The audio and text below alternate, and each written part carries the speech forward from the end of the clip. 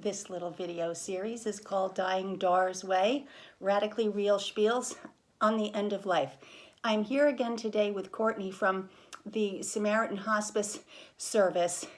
I'm feeling closer to the end in very specific ways now, and I think we have important messages to share with people who will benefit from a more intimate inside view of what the dying processes look like. I'd like to say that I feel extraordinarily lucky. I really do feel fortunate because my brain is still intact. A lot of the people that you work with are not really still able to make their own decisions anymore, but my brain is still in charge of this process, partly because I did so much paperwork and preparation ahead of time. I'm feeling like I'm having a good death. I've said before, and I want you to take this home with you, that the best death preparation is non-specific. It's living well. But there are certain things that towards the end you have to get really targeted and specific in order to have this go the way you want it to.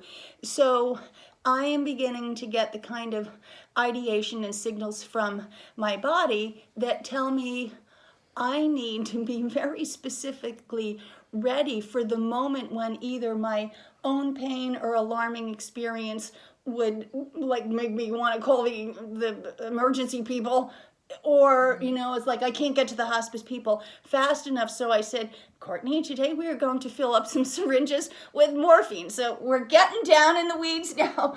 Courtney, let's talk about what we did so that in that moment of alarm, I'll be ready. Yes, preparation is definitely the key here. We've talked in the past about using the morphine, maybe a little reluctance to use it right away. And then maybe, so I had filled early on the lowest dose of the morphine. And Dor had mentioned to me that she had taken it during a pain issue, but it didn't really work. So we talked about maybe going up on the dose.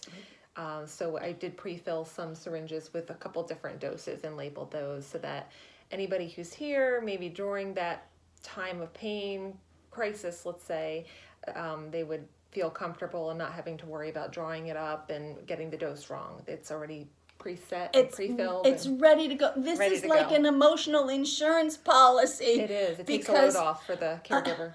Yes, thank you. I'm not scared of death.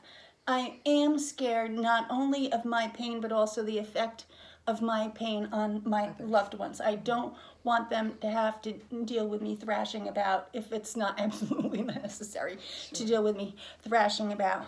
There's another thing that comes up almost every time we speak, and it's stories around food, eating, almost coercing people to eat when, what are their bodies saying? What are the signs that they don't need to be eating anymore? One of the things we'll notice, if a patient's still able to communicate, they'll say that they're just not hungry, and that's acceptable from a hospice point of view and expected. Unfortunately, to the loved one and the caregiver, it doesn't come so easy, and they come from a place of love where they want to show their love with food and making someone eat, thinking it's going to make them live longer, when in reality it can make them feel sick to their stomach. I've had incidents where patients almost have been forced to eat by their loved one, or maybe the patient eats to kind of keep the loved one quiet. I totally get that. Yeah. I totally get that. So it could be that they could aspirate. It's actually dangerous. Sure. Or throw up or choke on it. So all of those, if you're in a position to do so, I haven't told people what to do, but I would urge people to not force the issue of eating.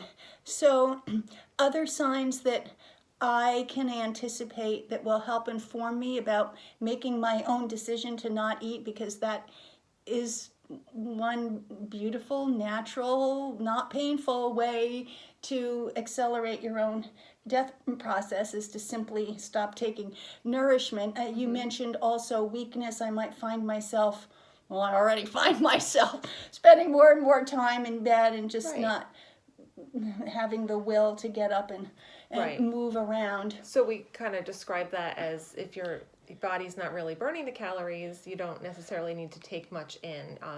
sips of fluid might just be enough, and really what the patient needs. They're not as active as they once were, especially when they're starting to decline, spending more time in bed. Another thing that we look for and is often reported is difficulty swallowing. Is another trigger from the body, kind of letting us know that it's part time of our to life go. might be over. It's time. We get signals that it's time to go, and definitely there are shifts in the ideation. I don't want to medicate them away. I don't want to feel that sadness is the enemy, that I should medicate for that. You described a feeling of impending doom. Yes. And from my point of view, because I want to go into this with my eyes wide open, that sense that something awful is about to happen is good, natural death preparation. Yes.